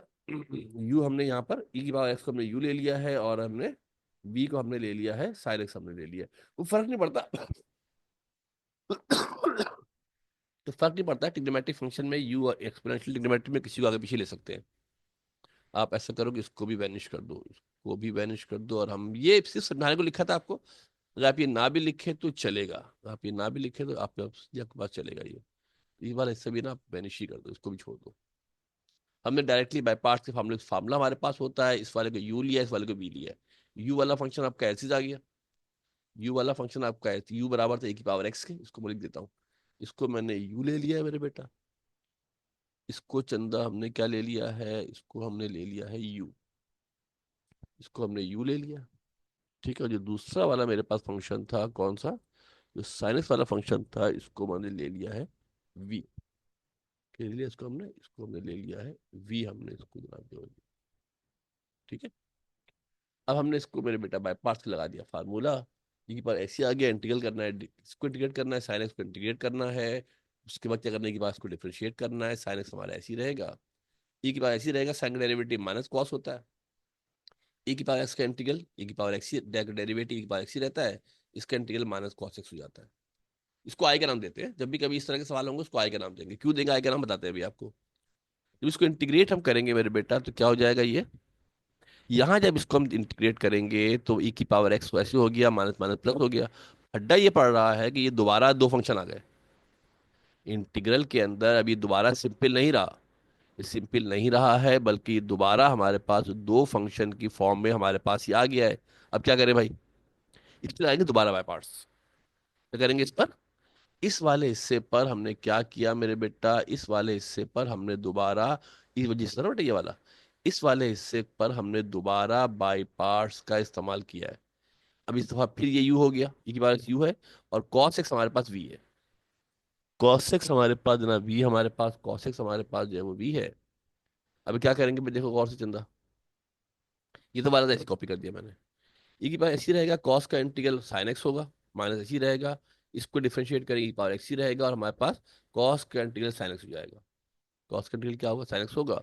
ये हमने इंटीग्रेट कर दिया है, माइनस प्लस तो माइनस से वो भी हमने सिंप्लीफाई कर लिए हैं। अब यहाँ पर जरा इंटरेस्टिंग सी बात देखिएगा कि फिर दो फंक्शन आ गए। फिर हमारे पास क्या आ गया मेरे बेटा, अगर आप गौर से देखो तो again we have two function, दोबारा हमारे पास दो फंक्शन आ गए हैं। मगर इस दफा खास बात यह है कि जो फंक्शन मेरे पास आया है कौन, e की power x sine x d x, ये एग्जैक्टली सवाल के बराबर है। क्या बेटा आपको एग्जैक्टली ये एग्जैक्टली सवाल के बराबर आ गया है, और सवाल का नाम रखा था हमने आई, सवाल का नाम हमने आई रखा था, लिहाजा क्या कर सकते हैं मेरे बेटा, इसकी जगह पर आई सब्स्टिट्यूट कर सकते हैं, इसकी जगह पर आई सब्स्टिट्यूट कर सकते हैं। जब ट्रिग्नोमेट्रिक और एक्सपोनेंशियल होगा तो एक फंक्शन हमारे पास आई आ जाएगा, ये माइनस का आई था, वहां जाएगा तो प्लस का आई होगा, टू आई हो जाएगा, आई मैंने मालूम करना है, टू यहाँ मल्टीप्लाई हो रहा है, वहां जाके डिवाइड हो जाएगा। ये हमारा हो जाएगा इंटीग्रल, ये डीएक्स नहीं आएगा। अगेन देखो टाइपिंग में इतनी जल्दबाजी बनाया ना मैंने, इतनी जल्दबाजी के अंदर मैंने बनाया है कि बहुत सारी चीजें इसमें एक्स्ट्रा भी कॉपी पेस्ट पे रह गई। तो ये हमारे पास जनाब आई की वैल्यू हो गई है। इस सवाल को भी ध्यान से तवज्जो दे के गौर से देख लीजिएगा। इन जो आज सवालत करवाए हैं आपको, इस वीडियो के अंदर जो सवालत है, वीडियो के अंदर जो सवालत है इसमें से लॉन्ग के सवाल कवर होंगे, थोड़ा बस लॉन्ग के सवाल हमारे पास जो कवर हो जाएंगे। अब यहाँ पर अगर आप थोड़ा सा देखें, हालांकि कोना होना नहीं चाहिए, मगर देखो ये पीसी है ना, प्रैक्टिकल सेंटर का ये पेपर है, उसमें से हमने क्या किया है कि ये वो सवालात है जो उन्होंने एग्जाम में अपने इंपॉर्टेंट सवालात में दिए। अब आप इन सवाल को देखने की कोशिश कीजिएगा। ये आपका एक्स साइन एक्स है, एक एक्सपोनेंशियल है, ये बाय पार्ट से होगा, ये वाला भी बाय पार्ट से होगा। ये पूरा सवाल जो बी पार्ट नहीं, पूरा सब बाय पार्ट से सवालात है, ये पूरे बाय पार्ट के सवालात हैं। जो सी वाला पार्ट है ये सारा पार्शियल फ्रैक्शन के सवालात है। ठीक है, और ये पहला वाला पार्ट है ये सारा ट्रिग्नोमेट्रिक सब्स्टिट्यूशन का सवाल है। मगर एक मसला जो आपको नजर आ रहा है उसके ऊपर नीचे नंबर लिखे हुए हैं, इसके ऊपर नीचे नंबर हमारे पास लिखे हुए हैं, इसको कहते हैं डेफिनेट इंटीग्रल। ये कहते हैं इसको, जो नेक्स्ट हमारी वीडियो होगी उस पर हम पढ़ेंगे डेफिनेट इंटीग्रल। ये वीडियो अभी अपलोड कर रहे हैं दोपहर में, रात में इंशाल्लाह 9-10 बजे करीब, जो है ना 9 बजे करीब, मैं जो डेफिनेट इंटीग्रल की वीडियो है वो अपलोड कर दूंगा। फिर आपके इंटीग्रेशन के सब सवाल निकल आएंगे, अगर आप थोड़ी सी तवज्जो दे रहे तो। यहाँ से लॉन्ग का सवाल निकल आएगा, वो आपको देखनी पड़ेगी, इसलिए कि वो जो सवाल है ना, अमूमी तौर पे जो सवाल आपका होता है किसका, जो किसका, ट्रिग्नोमेट्रिक सब्स्टिट्यूशन का सवाल, ये आपका जो है ना वो लिमिट के साथ ही आता है। लिमिट के साथ बहुत आसान हो जाता है, लिमिट के साथ बहुत ही आसान हो जाता है। फिर एक सवाल शॉर्ट का और एक सवाल एरिया ऑफ ट्रायंगल का, शॉर्ट पे दो सवाल शॉर्ट के और एक सवाल लॉन्ग का भी इसमें से कवर अप होगा। इस वीडियो को ध्यान से देख लीजिएगा काइंडली। ठीक है मेरे बेटा, कोई प्रॉब्लम होगी तो व्हाट्सएप ग्रुप पर मुझसे आप डिस्कस कर लीजिएगा, मैं बता दूंगा आप लोगों को क्या सूरत हाल इंशाल्लाह आपके पास जो है वो होती है। बाकी इंशाल्लाह अल्लाह बेहतर करेगा, कोशिश करें कि जो काम कर